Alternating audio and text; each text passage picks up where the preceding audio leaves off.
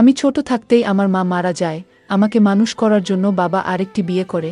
আমি ছোট বড় সবাইকে আপনি করে ডাকতাম। আমার একটা সৎ ভাই ছিল। আমার সৎ ভাইয়ের চরিত্র তেমন একটা ভালো ছিল না। একদিন আমার সৎ ভাই আমাকে তার বন্ধুর বাসায় নিয়ে। তাহলে শুনুন আমার বাস্তব জীবনের গল্পটা। আমার নাম টিনা আক্তার, গরিব পরিবারের মেয়ে আমি। বাবা কৃষি কাজ করে। টিনা পড়ালেখায় অনেক ভালো, তাই পড়ানোর আগ্রহটাও বেশি। টিনাকে পড়াতে চাই, তাই তো কষ্ট করে হলেও ভার্সিটিতে ভর্তি হয়েছে। আজই গ্রাম থেকে এসেছে, এসেই এমন এক অবস্থায় পড়েছে টিনা। দেখতে অসম্ভব সুন্দর, অনেক নরম মনে। যখন তখন যাকে তাকে বিশ্বাস করে ফেলে, লেখাপড়া ছাড়া আর কোনো কিছু বুঝে না। গরিব হলেও অনেক আদরের। টিনার সবার চোখের মণি। কিন্তু টিনার বাবার পক্ষে এত টাকা জোগাড় করা কষ্ট হচ্ছিল। কোথায় থেকে এত টাকা আনবে? মেয়েটার বড় ইচ্ছা কলেজে লেখাপড়া করে বড় কিছু হওয়ার, কিন্তু আমার তো নুন আনতে পান্তা ফুরাই। আমার বাবা রাত দিন পরিশ্রম করে আমার লেখাপড়ার খরচ বের করত, কিন্তু বাবার কষ্ট আমার কিছুতেই সহ্য হতো না। আমি বাবাকে বললাম, বাবা, আমার জন্য তোমার এত কষ্ট করতে হবে না।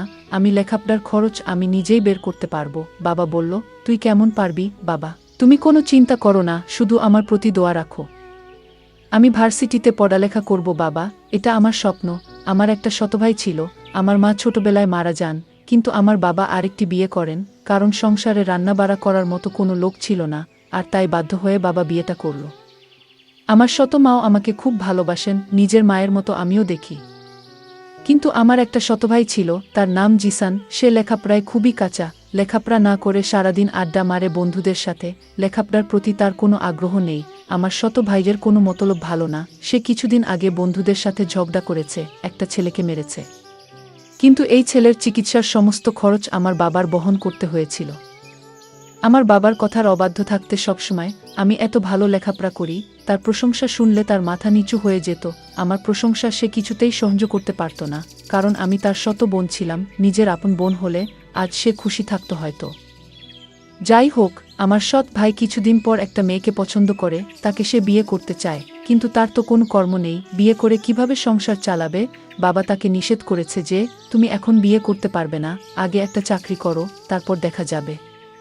আমার সৎ ভাইটি তখন বাবার সাথে রাগারাগি করল। বলল, ওই মেয়েকে না পেলে সে বাঁচবে না, নিজেও মরে যাবে, আর কত কি বলতে লাগলো। আমার ভাই বাবার সাথে রাগ করে বাড়িতে থেকে চলে গেল। একটা বেসরকারি প্রতিষ্ঠানের চাকরি নিল আমার শত ভাই। এর মধ্যে মেয়েটির বিয়ে হয়ে যায় অন্য জায়গায়, যার জন্য সে চাকরি নিল। তাকেই পেল না। আমি তাকে সান্ত্বনা দিলাম, ভাইজা, আমি তোমাকে এর চেয়ে ভালো মেয়ে আমার ভাইদের জন্য নিয়ে আসব। সে তখন আমায় বলল, আপু, তোরে একটা কথা বলি। আমি বললাম, কি কথা ভাইজা? জিসান বলল, আমি তোর লেখাপড়ার সমস্ত খরচ আমি দিব, আমি তোর স্বপ্ন পূরণ করব। এই কথাটা শুনে আমার ভালো লেগেছিল, কিন্তু হঠাৎ এত মায়া আমার জন্য কেন হলো? তা নিয়ে আমার মনে কৌতূহলের সৃষ্টি হলো।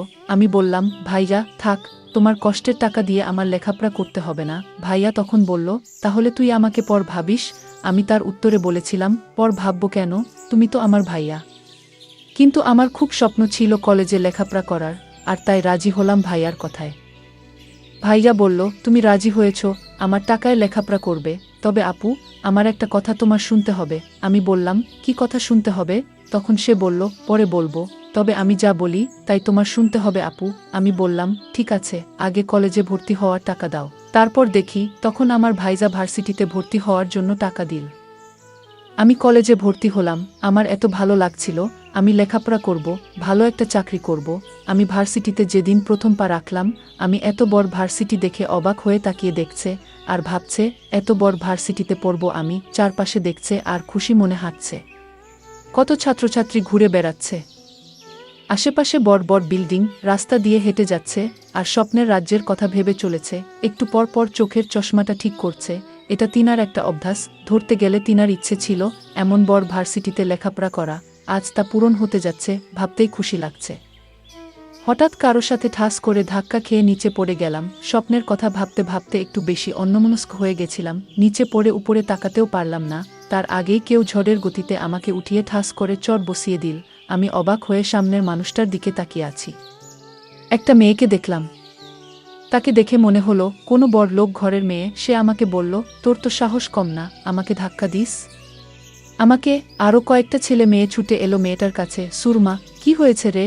এই মেয়েটার জন্য আমি পড়ে গেছিলাম, ওর সাহস কি করে হলো আমাকে ধাক্কা দেওয়ায়? কে এই মেয়ে? নতুন মনে হচ্ছে? এই মেয়ে কখন ভার্সিটিতে ভর্তি হলো? সুরমার বন্ধুরা বলল, দাদা, এই মেয়ে নতুন হলে তো ওকে দেখে ছাড়ব না। সুরমার বন্ধু রামিম বলল, ঠিক বলেছিস, সুরমার শাস্তিটা ও হয়ে যাবে, কিন্তু রাহুল তো এখনো আসে নাই, ওকে ছাড়াই কি করবি? ও আসলে হবে না। এর আগেই মেয়েটাকে ধাক্কা মেরে ফেলে দেওয়ার শাস্তি দিতে হবে। আমি ওদের কথার কোনো কিছু বুঝতে পারছি না, কি বলছে ওর মাথায় ঢুকছে না। আমি ভাবছি, আমাকে কেন মারল? আমি কি ইচ্ছে করে ধাক্কা দিয়েছি? অনেক কষ্ট লাগছে, কিন্তু কিছু বলতে পারছি না, চুপ করে আছি। এই যে মেয়ে, তোমার নাম কি? একটু ভয় পেয়ে বললাম, আমি টিনা। একটু দেখে চলতে পারলে না? এখন তো ওরা তোমাকে প্রতিশোধ নিবে। তুমি দেখে চললে এমন হতো না। আমি কথাগুলো ভাবছিলাম, হঠাৎ ওই ছেলে এসে বলল, ওই মেয়েরা সবাই আমার দিকে আসছে দেখে আবার তাদের কাছে চলে গেল, এত জোরে থাপ্পড় দিয়েছে, আবার আমাকে মারবে কেন? সবাই আমার কাছে এসে নাম কি, বাড়ি কোথায়, কি পড়ি, সব জিজ্ঞেস করতে লাগল। তারপর আমাকে গান গাইতে বলল। আমি গান পারি না বলাতে আমাকে কানে ধরিয়ে রেখেছে। এদিকে সিয়াম আজ একটু দেরি করে ভার্সিটিতে এসেছে। এসেই দেখে সবাই ভিড় করে দাঁড়িয়ে আছে। সিয়াম আসার সাথে সাথে সবাই ভিড় কমিয়ে চলে গেল, আর সব মেয়েরা হা করে তাকিয়ে আছে, কারণ সিয়াম হচ্ছে ভার্সিটির সবার সিনিয়র। সব মেয়েরা জয়ের দিকে হা করে তাকিয়ে আছে। সিয়াম গাড়ি থেকে নেমে ওর ফ্রেন্ডদের দিকে যেতে লাগল। এখানে কি হয়েছে? এত ভিড় জমাচ্ছে কেন? আমাকে তখন ছেলেটি জিজ্ঞেস করল, তুমি কে? আর তুমি আমার বান্ধবীকে ধাক্কা মেরে ফেলে দিলে কেন? আমি তাকে বললাম, দেখুন, আমি না দেখে তার সাথে ধাক্কা লেগে গেছে, আর এর শাস্তি হিসেবে আমাকে চড় মারলেন। তাও কি তাদের আমাকে প্রতিশোধ নেওয়ার বাকি আছে? তখন হঠাৎ লক্ষ্য করলাম আমার ভাই আসছে কলেজের দিকে। আমি মনের ভেতর খুব সাহস পাচ্ছি, ভাইয়া যখন আসছে তাহলে ওদের হাত থেকে আমার ভাইজা আমাকে রক্ষা করবে। কিন্তু আমার ভাইয়ার রূপ দেখে আমি অবাক হয়ে গেলাম।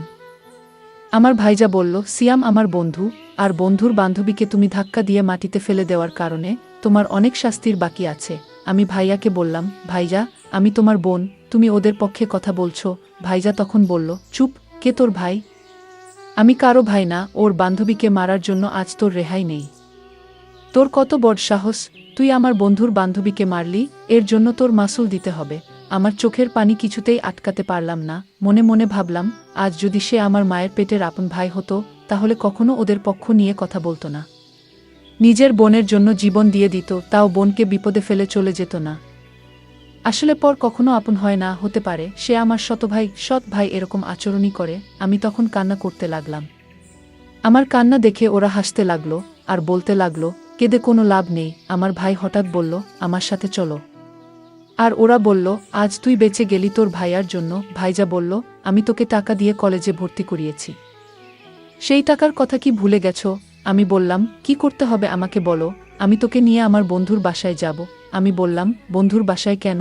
জিসান বলল, আমি তো আগেই বলেছি তুই আমাকে কোনো প্রশ্ন করবি না, আমার সব কথা তোর শুনতে হবে। ভাইজা, বলেছি। আজ আমার মনটা ভীষণ খারাপ, কারণ আমি আজ প্রথম ভার্সিটিতে গিয়ে অপমানিত হয়েছি। আমি আজ কোথাও যাব না, অন্যদিন বলিস, তোর বন্ধুর বাসায় গিয়ে আসবো নে।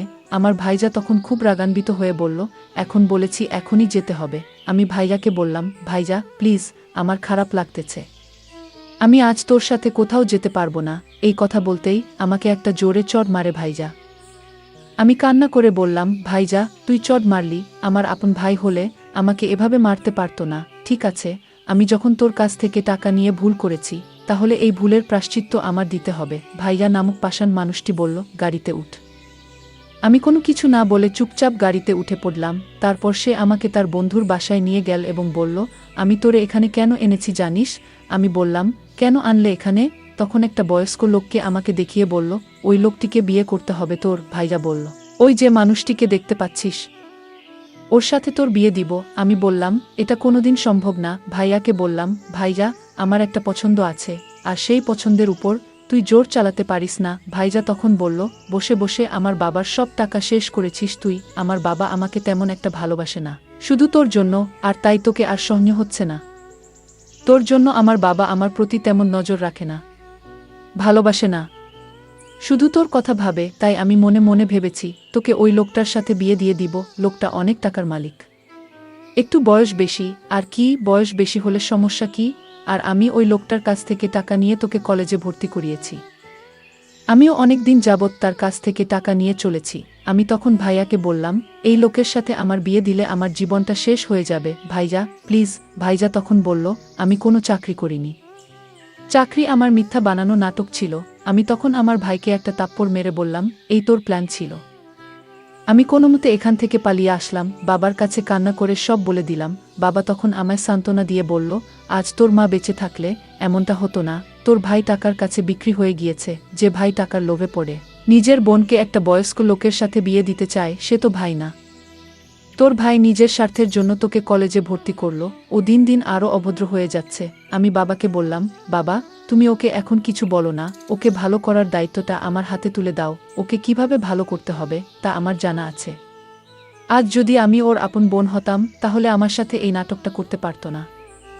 বন্ধুরা, সময়ের স্বল্পতার কারণে আজকের গল্পটি শেষ করতে পারিনি। এই জন্য সবার কাছে আন্তরিকভাবে দুঃখিত। এর পরের পার্ট আগামীকাল আপলোড দেওয়া হবে। সেই পর্যন্ত সবাই ভালো থাকবেন। ধন্যবাদ।